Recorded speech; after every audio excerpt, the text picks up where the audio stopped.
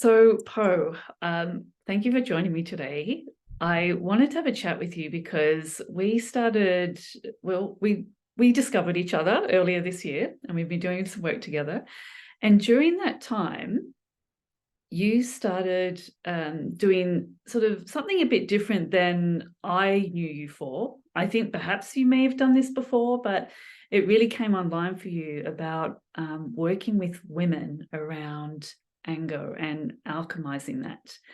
And what I'm really curious to hear about to begin with is, what is your story? What is the backstory between you having this knowledge of how to alchemize anger and all of the juicy things that can come out of that? Yeah, I'm so excited to share around this topic because I feel like it's not really talked about very often. So, without going into all the details of my story, I'll say that I had so much anger and rage as a teenager due to my traumas. I had sexual trauma as well as other kind of trauma with family in terms of like um, feeling abandoned, even though my parents were amazing. They made their mistakes like all parents do. And so I had a lot of this energy, this fire that was running through me. And I think what happened and what happens to a lot of people who have experienced a lot of anger, they start to feel shame about that. Mm. They feel like that something's wrong with them because the conditioning in culture at large is that anger is bad. Like there's it's just a bad thing to feel. And so I shut it down subconsciously Mm. and it became repressed. And so that would end up coming out in sideways ways, like when I'd be in relationships, right? Not every single relationship, but like a good amount of relationships where I saw a pattern and I would go off on them. Like I'd yell at them. I'd like even like rage out a few times because and I'd like go into some kind of like blackout, like I would lose myself in it. It's because a trauma response was hit, and so that was how I reacted. This part of me that was contained and stored inside my body was now activated and it would all explode. And Mm. so I noticed like this pattern and I felt a lot of shame around it. I was like, what's wrong with me? Why am I so angry? Why am I so full of rage? And no one's talking about this. And so that just made me want to push it down more until I started doing embodiment work with a previous teacher of mine who taught us a practice around embodying the anger and rage and resentment and letting us like really opening up our bodies and our voices to move the energy through Mm. our body.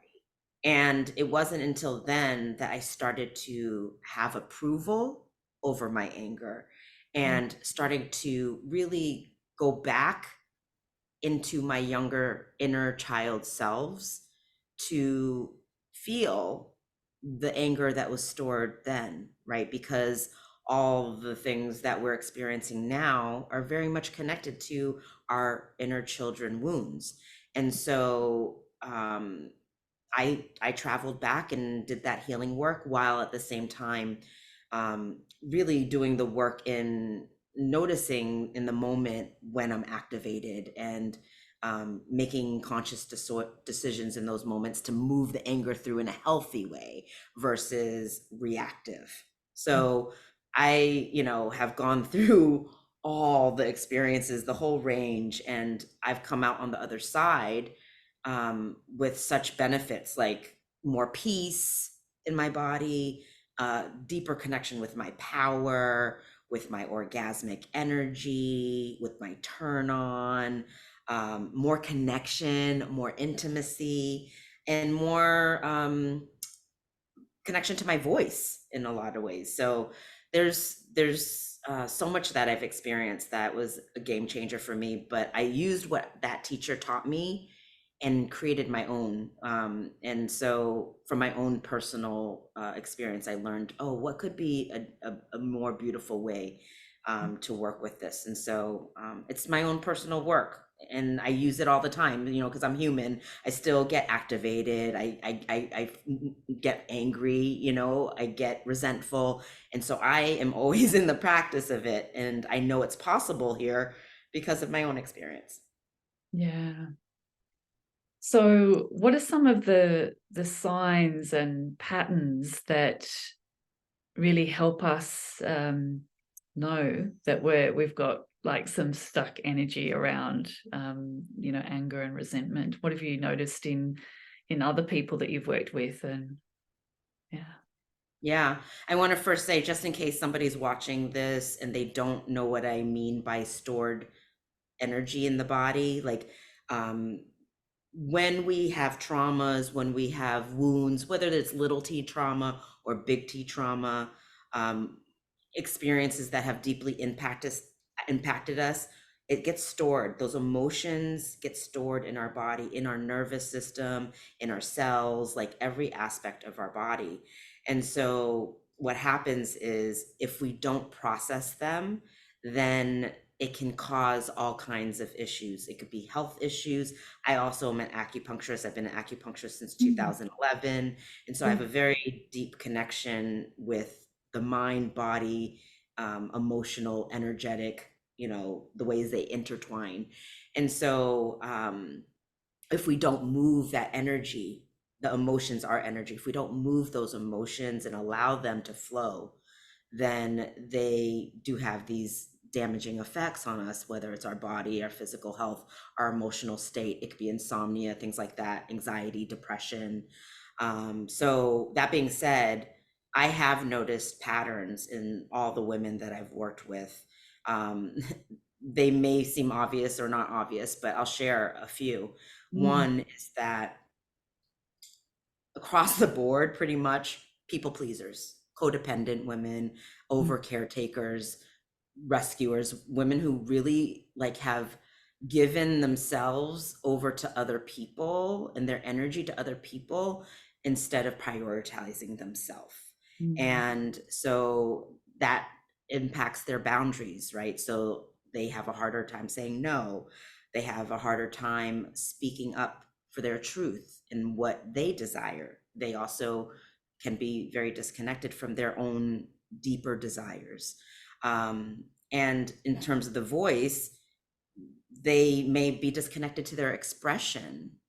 And I find a lot this pattern of feeling chest tightness, throat tightness, even jaw tension. So there's a whole thing happening on a somatic level. The body is so wise. Like, this is a big part of what I do as like an emotional alchemist, body whispers, like really paying attention to what our bodies are telling us. And so that seems to be a very across the board theme Yeah. of tightness and tension in this area, because the energy that it takes to repress and suppress and hold in and contain all that emotion and anger and rage and resentment are such intense energies that it takes Mm. even more energy to hold it in.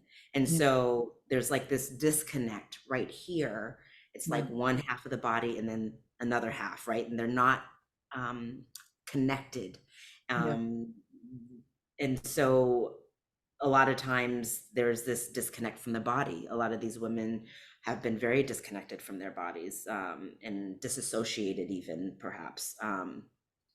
Also, I notice that maybe they're not connected to their orgasmic energy, because when somebody has repressed anger or holding on to so much resentment, it blocks that orgasmic flow as well and turn on.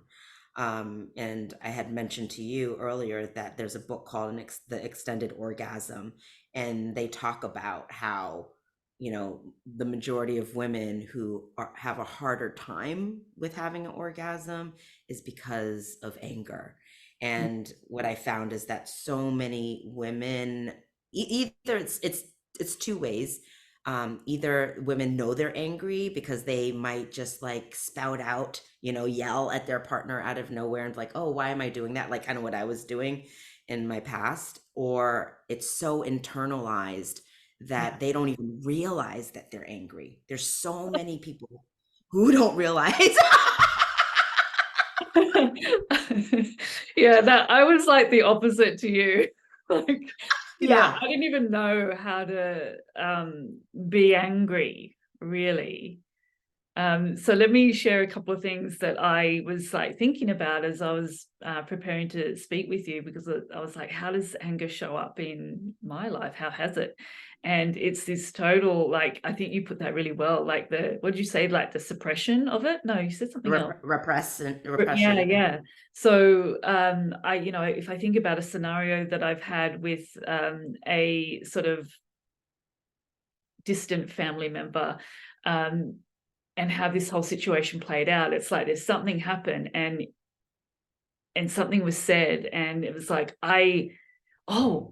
actually I do remember in the moment I somehow managed to get something out of my mouth, right? Which was, you need to mind your own effing business. It was the most powerful thing I'd ever said, because I haven't been one of these people like in the past. Things have changed since this event. But I was actually quite impressed with myself that I actually got something out of my mouth without crying, because that would be my thing. Like couldn't even.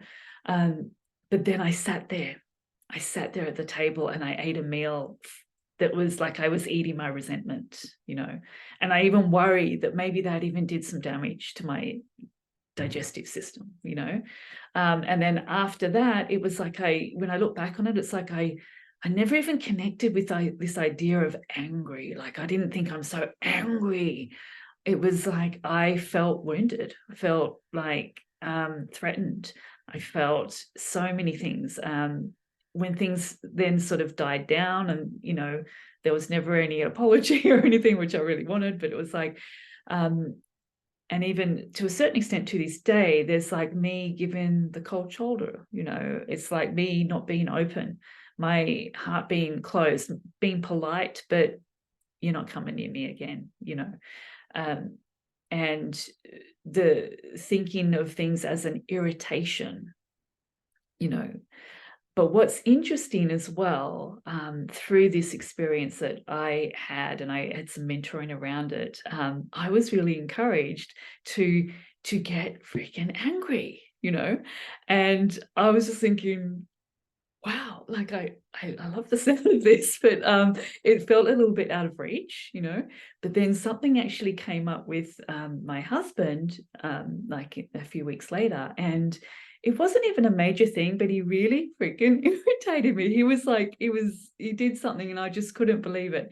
And I screamed at him in the car, and I kept like screaming in terms of like screaming what I was saying, everything that was channeling here, I got out like I'd never done before.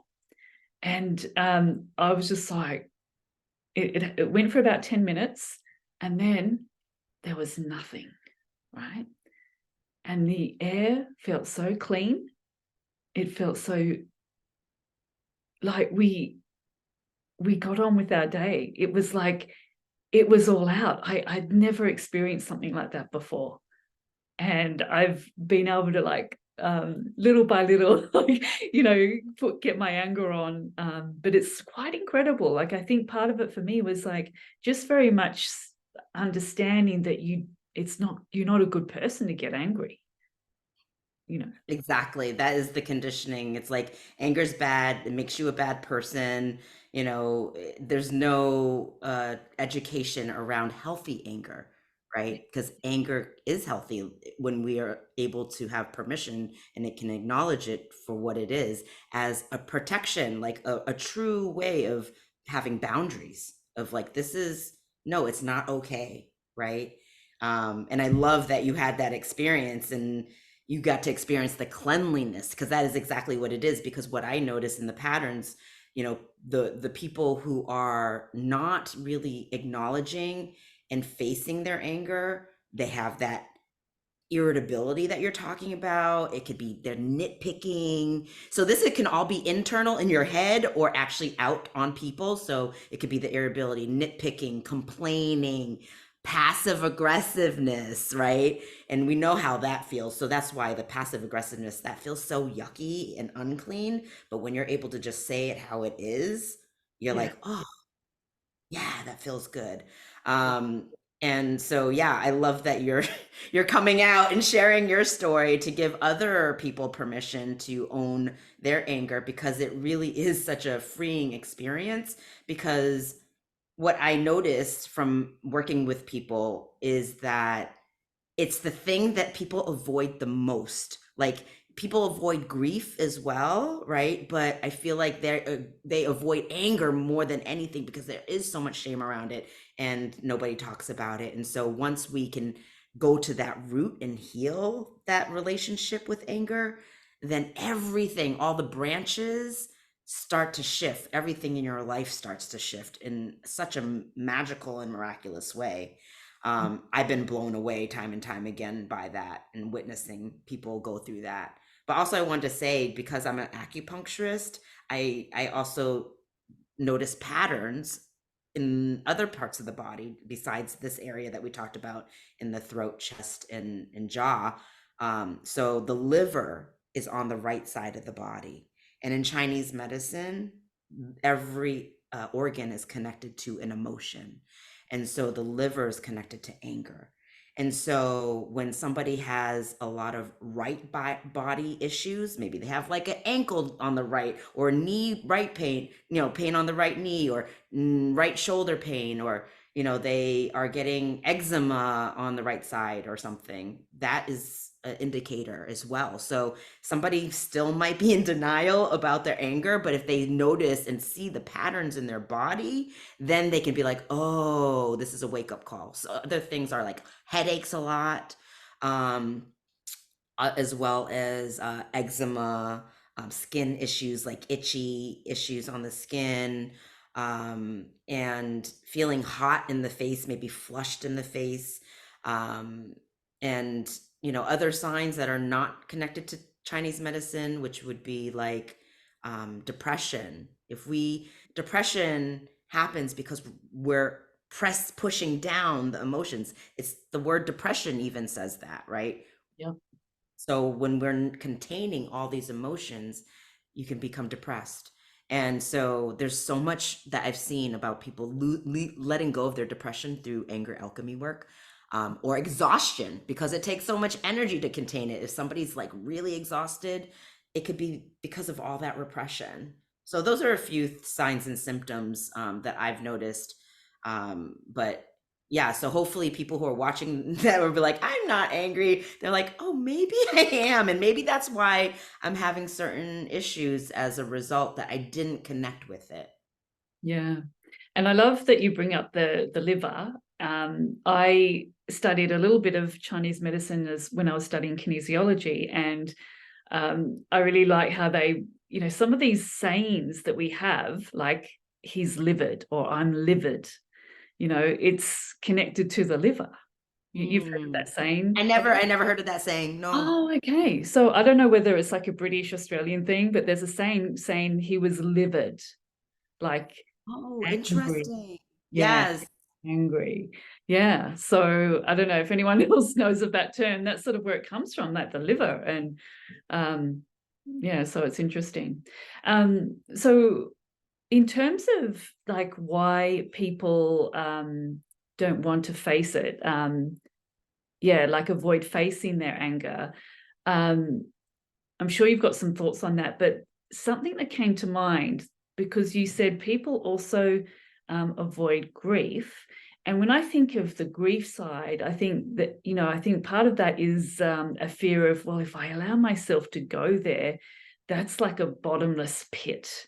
I'm never going to get out of that. And I wonder, is there a similar thought maybe around anger, do you think? Like if I open up that door, that's it. I'm just going to be an angry person. And yeah. Spot on. There's a few reasons, but that's one of them, Yeah. that I've heard from multiple clients of mine, is that I'm afraid to touch my anger or drop into this work, because I will get stuck there. That Mm. I will actually get stuck and I will be out of control.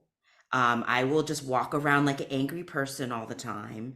Mm. I will not only lose control because and like hurt maybe other people, but maybe I'll hurt myself. Like losing this trust in self, like that if they don't control themselves, they are going to go buck wild somehow, right? And lose themselves. Another fear, which is on the other side for maybe people that are more related to you, the more internalized, the people who don't know that they're angry, they're afraid also that they can't actually touch their anger, right? So there's people who have worked with me that are like, I can, based off of what you said around the signs and symptoms and the patterns, I relate to that, and I feel like I might be angry, but I'm afraid that I won't be able to actually touch it and feel it and actually process it.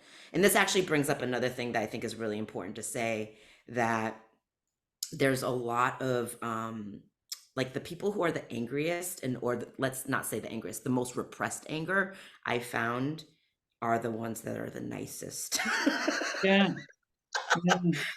Not, Right. and I'm not saying kind, like that's different. I mean, like, just like you can tell when somebody's like just always nice because they're trying to put on an air of niceness. Yeah. And I find that those people have so much anger and rage stored in their body, but have not given themselves permission to tap into it and process it. Mm. And so they're like a walking time bomb in a way sometimes. And, you know, a lot of this is because of, again, like we talked about the conditioning, but also there's spiritual people, right? There's a lot of people who we call spiritual bypassers, right? People who think it's not okay to feel your emotions, that you shouldn't just go into the positive. Just love And and light. yeah, Just just the love and light people. Yeah. Right. And so, send me um, healing energy so I don't have to feel my anger. yes, yes, spot on. And so, there's a whole story, like I've noticed from talking to my clients who related to this in the past, but so they would like do all the spiritual work and they still, something was still stuck. They couldn't, it didn't help. It didn't do the work that they, move the needle in the way that they wanted. And they were still feeling angry or whatever it was, right? And so they realized that they thought, oh, if I feel angry, then I'm not spiritual. Yeah. If I feel my anger and do this work, I'm actually not a good person and I'm not a spiritual person. So this whole identity, like having to shed these identities and ideas of what spiritual even looks like, I found that really interesting as well. A story from the Bible comes to mind, and I get goosebumps when I have just been thinking about this. Like, if anyone needs to have some sort of permission slip to be angry or to have holy rage, it's like they just have to look to the story in the Bible where it said that Jesus went into the marketplace or wherever it was. People were doing marketplace things. I think maybe in the synagogue or something, and he just freaking fell into rage. He turned up tables. He basically like just full on was angry. Oh, I didn't know that. I don't know the Bible like that. So Physically. that's so great to hear. Yeah. I mean, I was brought up a Catholic, so I know these stories. So yeah, it's like and there's probably more than that example. But yeah, like if you can just imagine Jesus like there being stalls and him just picking up the tables and throwing them and just like kicking things out of the way. It's like, whoa, like that's holy rage, you know. Yeah. Absolutely. Absolutely. And so much transforms when we are in approval of it. It's the shame that actually is the thing that makes it tainted with all the suffering and the darkness. Yeah. And the other thought that comes to mind right now is like, imagine trying to hold in laughter. Right. Exactly. Well, I'm so glad that you're bringing this up. I mean, that would be awful, right? I mean, and Yeah. actually people do. And actually there are people who do that don't feel like they can express Yeah. that joy. But what is the beautiful part of alchemy work, emotional alchemy, whether it's anger alchemy, any kind of emotional alchemy, is that when we process and transform, because that's what alchemy is. It's about transforming one energy into another energy. And so we're alchemizing the anger, and then it basically transforms into joy, more aliveness, more power, more peace, all this stuff, because we're expanding our capacity to feel. And so when we have a very small capacity to feel, we're blocking ourselves from feeling the good and the bad, right? So the more that we actually alchemize and feel the grief and the anger that wants to move through us, we actually have more access to our gratitude and our joy and all that good stuff too. Have you Yeah. noticed that as well? Yeah, and the pleasure, and it makes me think, I mean, a lot of people would like a better sex life, look to your anger, like alchemize that.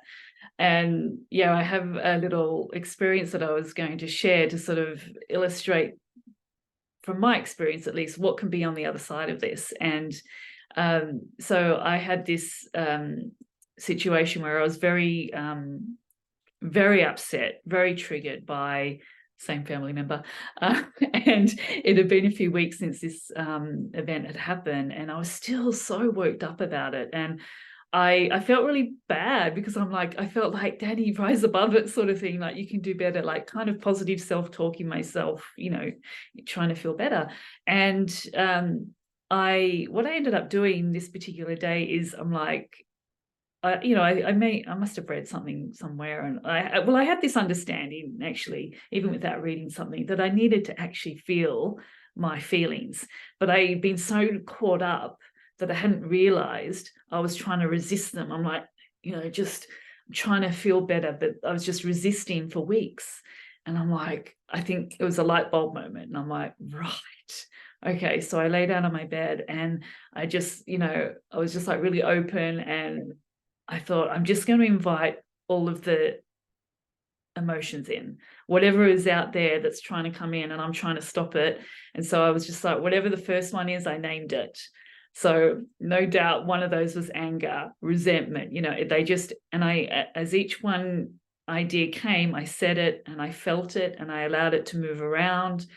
And so I probably did this with about 5 different emotions. And then there didn't seem to be like anything else forthcoming. But then I felt this full-on activation in my yoni, in my belly, like a swelling, sort of tingly pool of joy and pleasure, and like a very much a sexual activation. And I was like, no way. Yes way. Is this what's on the other side? I mean, I will do this way more often if this is what's on the other side, So, and I know I've caught glimpses of, this is where you take people, or this is what's possible for people through this alchemizing. Yeah. Yes, and I love that you're sharing your personal story. Thank you so much for doing that, Dani, because again, it's going to give so many people permission. And I just want to add on to what you're saying because it's so true. Underneath all that repressed anger and rage and resentment is so much goodness. Like desires live under there. Your love, like real true love, not just the word love, like that real unconditional, like feeling connected love, like real intimacy. That's where the peace lives. Like that's where the orgasmic energy is underneath there.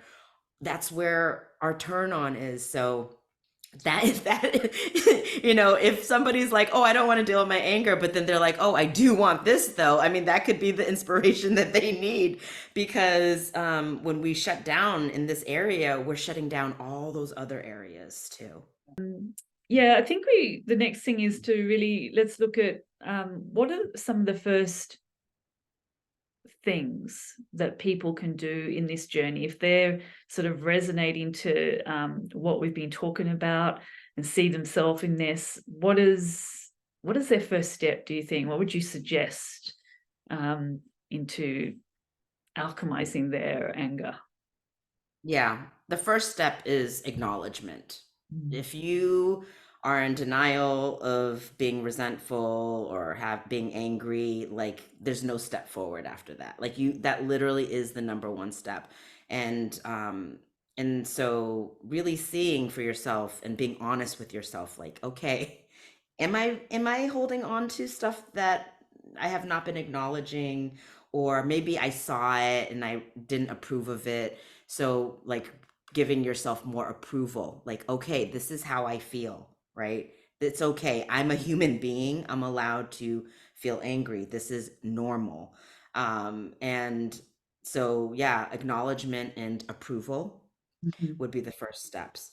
Second, after that, then somebody can activate their expression around their anger. And I want to just say first that it's different for different people, right? Mhm. So there's no one way. And that's why I created a process that is not specifically for one type of person, because it is so different for everybody. For instance, if somebody is more naturally expressive, how I mentioned earlier, right, more external with their anger, they're like yelling, or they're more expressive in general, that person may be better off to be in stillness and slow down and to actually feel the brewing, the sensations in their body that they're feeling when they get activated, right? Versus just going into the movement and expression, because they might be bypassing because